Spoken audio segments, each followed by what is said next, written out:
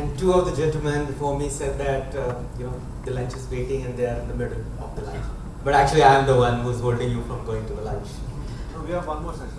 Oh, one more session. Okay, so I'm not the only one, right? There's one more person to be blamed.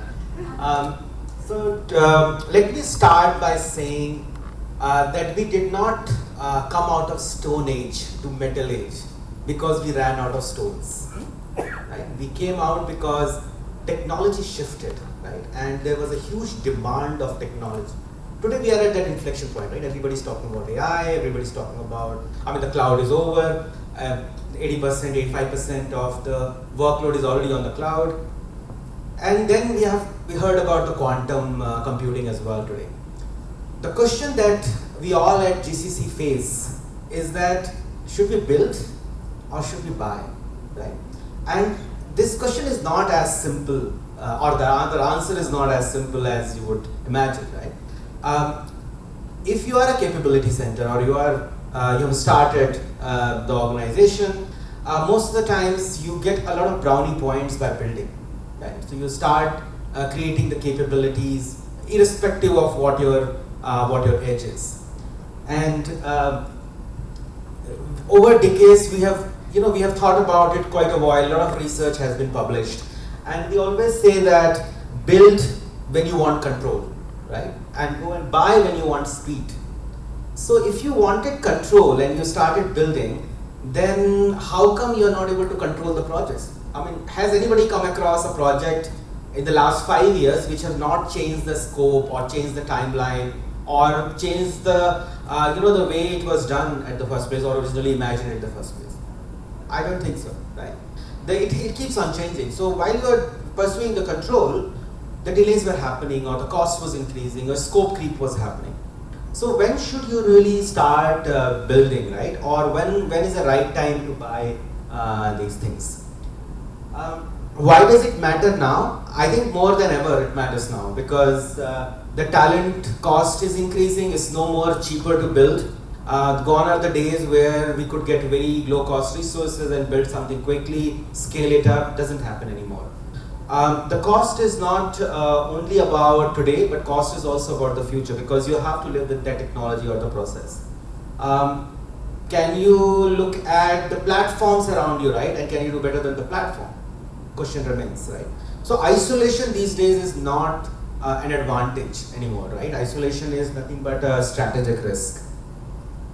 So when should you build, right? In my opinion, you should start building when you have a key differentiation in building, right? So if you have a data set which is not to be shared with people, you should build.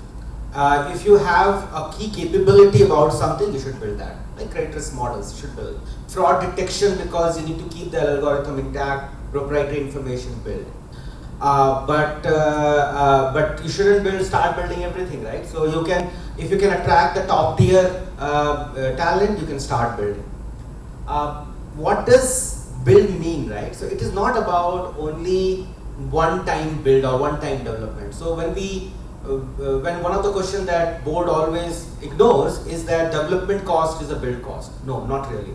The total cost of ownership or total cost of building anything includes what's going to happen with that technology in the longer run. What is the kind of architectural debt you are creating? What would it mean when this technology evolves or the system evolves and this technology remains? So we have seen those, right? A lot of tools we have built, they have become part of furniture, right? They're just there. They're now artifacts. We can just keep them and count them that we built in this particular year. And then there is the opportunity cost of build as well, right? While you are building something, you could be doing something else. So you should still build, but what you build is important. When should you buy? So if your vendor R&D is better than yours, you should definitely go and buy. If you have a lesser time to produce something, if you are going to participate in a race, you're a Formula 1 company, right? And you got 3 months there, are you going to build? Right? You're going to look for buying a better technology out there.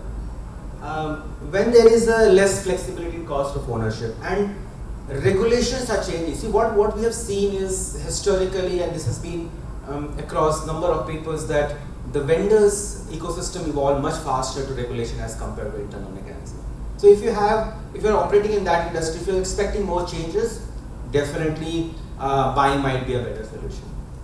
And of course, buying helps you, when you make a decision on the buying as well, you think about that you can change the vendor, you can move around things, and that's what the point over here is. So if you have the a longer time frame, you should build. If you have a strategic advantage, you should build. If you have ongoing life cycle costs, then you should build. You should buy when you can do better with the ecosystem. You could do better with the when the upgrade cost is absorbed by the vendor. A lot of times you've seen in RPA, right? So when we all implemented RPA, and it was such a big investment, we saw good outcomes coming in immediately. But now most of the RPA process have failed, right? Because the upgrade cost is not sitting with the other vendor. It is actually sitting with you, and it is stuck. A lot of RPAs right now are stuck or waiting for upgrades, or processes have failed, right? And the worst part is that now those processes are not known to people. They are only known to systems. So that's another reason when you should be careful about buying directly, right? And then there is the faster regulatory response, like I mentioned. So also it comes to the point that who we really are. Are we really a cost center? If your cost center, your objective is to just save cost, then buying is the best option. If you are a capability center, if you want to create those service catalog with 1,000 items that we can do this, we can do that, definitely can continue building, continue creating those opportunities. But if you are thinking about economic value, and a couple of people said earlier as well about economic value or economic moat, right? You start thinking about much broader.